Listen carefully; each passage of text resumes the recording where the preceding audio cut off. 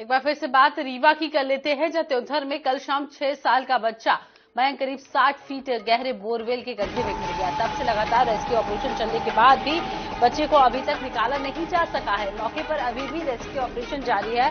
Borewell के parallel JCB की मदद से एक खुदाई भी की जा रही है। फिलहाल बच्चे का कोई मूवमेंट नहीं दिखाई दे रहा है। बताया ये भी जा रहा है कि उसके ऊपर मिट्टी आने से वह और भी ज्यादा गहराई में चला गया है। बता दें कि शुक्रवार शाम करीब 4 बजे वह खेत में बच्चों के साथ खेल रहा था। इसी दौरान खेत में ही खुले पड़े बोरवेल में गिर गया।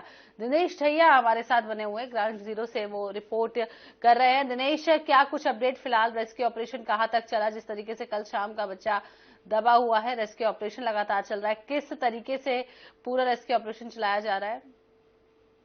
जी बिल्कुल, आपको बताना चाहूंगा कि ये कल की शाम की 4 बजे की घटना थी कि मयंक आदिवासी नाम का लड़का था कि जो खेत में खेलते खेलते हुए आया और खुले बोरवेल में जाके गिर गया है। जैसे ही प्रशासन की इसकी जानकारी लगी है, तत्काल प्रशासन एक्शन में आया है और कल शाम से रेस्क्यू चालू कर दिया। अभी तक में 15 घंटे हो चुके हैं। आपको दिखाना चाहूंगा कि लगातार बताया जा रहा है कि एनडीआरएफ की टीम भी आ गई है और यहाँ लगातार रेस्क्यू भी किया जा रहा है। मैं आपको दिखाना चाहूंगा कि यही बोरवेल है जहाँ बच्चा फंसा हुआ है और उसके बगल से जेसीबी से खनाई की जा रही है। अभी 2 से 4 घंटे और लग सकते हैं बच्चे तक पहुंचने के लिए। कैमरे की भी लगाया गया है, लेकिन बच्चे का अभी तक कोई भी मूवमेंट नहीं मिला है। लगातार यहाँ प्रशासन मुस्तैद बैठा हुआ है कल से और लगातार देखा जा रहा है कि यहाँ रात दिन बराबर रेस्क्यू किया जा रहा है। लगभग अभी तक 15 घंटे हो गए हैं और अभी तक बच्चे तक नहीं पहुंचे। 2 से 3 घंटे और लग सकते हैं। जी, ये भी समझना चाहेंगे दिनेश आपसे, क्या ऑक्सीजन बच्चे तक प्रॉपर पहुंच रहा है? क्योंकि जिस तरीके से खबरें सामने आ रही है कि मिट्टी ऊपर से लेयर लग गई है, जिसकी वजह से ऑक्सीजन बच्चे तक नहीं पहुंच पा रही है। क्या कुछ लगता है, ऑक्सीजन अगर पर्याप्त नहीं पहुंची तो रेस्क्यू ऑपरेशन कितना सक्सेसफुल रहेगा?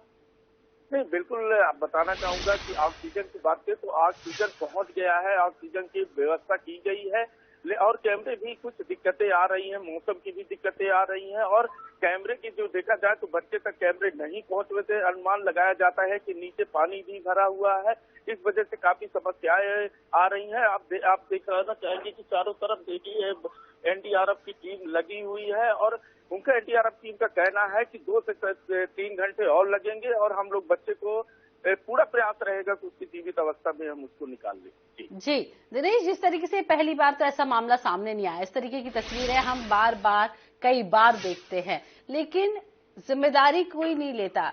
समझाइश दी जाती है, बावजूद इसकी जिम्मेदारी किसकी है? खुले में बोरवेल छोड़ने के लिए कितनी बार मना किया जाता है, लेकिन 1-2 महीने बीते कुछ ना कुछ इस तरीके की खबरें सामने आ जाती है। जी बिल्कुल, लगातार चेतावनी दी जाती है, जागरूक भी इस मामले में किया जाता है। कहीं भी पूरे देश में ऐसी घटनाएं होती रहती है। अगर रीवा की बात करें तो किसान की इसमें बड़ी लापरवाही है। बोरवेल तो कराते हैं, लेकिन जब पानी नहीं निकलता उसको खुला छोड़ देते हैं और दूसरे स्थान बोरवेल करा लेते हैं और वहाँ तक कोई पहुँच नहीं पाता है। लेकिन अचानक बच्चे को मालूम नहीं रहता और खेलते खेलते अचानक उसी बोरवेल में गिर जाते हैं। जी, तो लापरवाही तो साफ साफ होती है। दिनेश, ये भी समझ लेंगे कि माता पिता की स्थिति कैसे है? जिस तरीके से कल शाम का बच्चा गिरा है और बहुत सारे घंटे हो चुके हैं, किस तरीके की स्थिति है माँ बाप की? नहीं, बिल्कुल माँ बाप की बात करें तो माँ बाप का रो रो के बुरा हाल है। वो आस लगा के यहीं पे बैठे हुए हैं, अब बैठे हुए हैं कि कब मेरा बच्चा सुरक्षित निकले और प्रशासन के लगातार उनको अनुशासन दिया जा रहा है कि आपका बच्चा बिल्कुल हम लोग सुरक्षित निकाल लेंगे। जी दिनेश, खुदाई की बात करें तो कितने मीटर की खुदाई हो चुकी है? चूंकि 60 फीट नीचे बच्चा गिरा है, कितने फीट की खुदाई हो चुकी है और कितना समय और लग सकता है? चूंकि पैरेलल में एक खुदाई की जा रही है, क्या कुछ लगता है पूरी खुदाई की बात करें तो 15 घंटे से लगातार यहाँ खुदाई चालू है। बाहर की एनडीआरएफ की टीम हो गई। हम आपको दिखाना चाहूंगे, देखिए ये जेसीबी लगी हुई है, चारों तरफ एनडीआरएफ की टीम लगी है, 2-2, 3-3 जेसीबी लगी हुई है और पाइप भी अंदर डाला जा रहा है। उनका कहना है कि जल्द हम 40 फीट तक की अभी तक खुदाई हो गई है। उनका कहना है कि जल्द ही हम बच्चे तक पहुंच जाएंगे। तो 40 फीट तक की खुदाई हो गई है और जिस तरीके से हमने पिछले कई केसेस में देखा है, क्या पूरी तरीके से ट्रीटमेंट उसी तरीके से दिया जा रहा है? बगल में खुदाई की जा रही है, उसके बाद से एक सुरंग बना के बच्चे को बाहर निकालने का प्रयास किया जाएगा?